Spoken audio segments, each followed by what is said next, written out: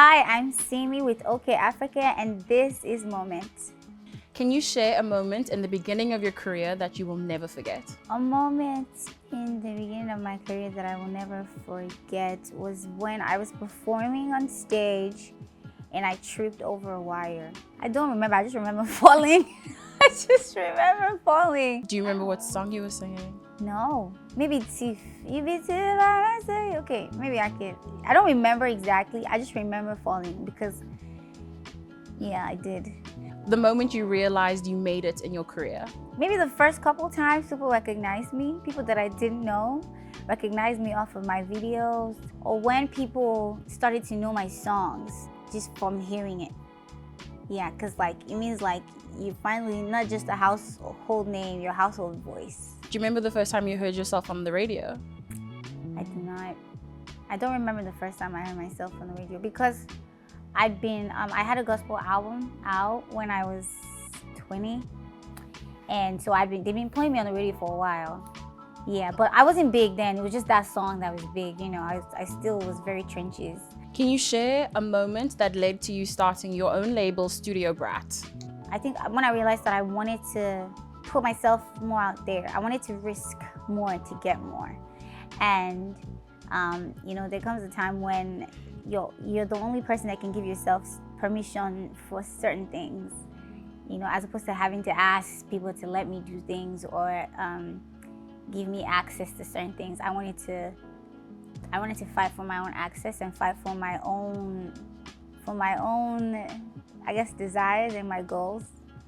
And so I was like, yeah, it's just time to fly. And the name Studio Brat? Oh, I think that I was born with that name because I used to basically sleep in the studio. I would wake up and be in the studio all day. I would be in the studio for 16 hours. I would just take a break to eat and go back. That only stopped after I had my kid, but I used to basically leave in the studio. And I was gonna say studio rap, but I just felt like Brat sounded better because I've had moments where I've been a bit of a brat. I was like, okay. A moment that you've had on stage that still gives you goosebumps when you think about it? Well, the most recent one was actually on the Alicia Keys tour. Yeah, so I was singing one of my songs, Stranger, and I know that majority of the crowd did not know that song because it was pretty new at the time. I just put it out like 2 weeks before. And I think I'd gotten lost in the song, and I closed my eyes and I was singing, and then, you know, I opened my eyes and they had their lights on. Yeah, and I mean, like I said, they really didn't know, you know, me with my song, at least as far as I know. You know, I got up, and so I was so glad that, you know, music, it wasn't about the name that I had already made. It was about the song in that time, and that, you know, made me feel really blessed and grateful for the gift that I have. What about a moment in your career that you're still looking forward to experiencing?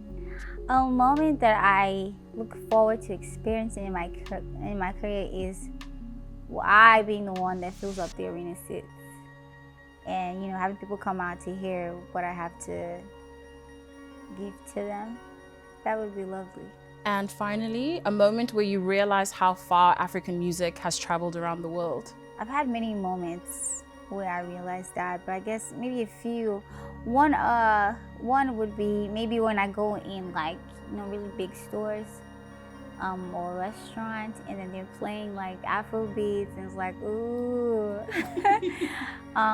Or when you know, I've seen like artists in the West that we've looked up to for years, and they want to be a part of what we're doing, and that makes me feel like, you know, we're making all the right decisions, and we're taking all the right steps, and people are paying attention. So.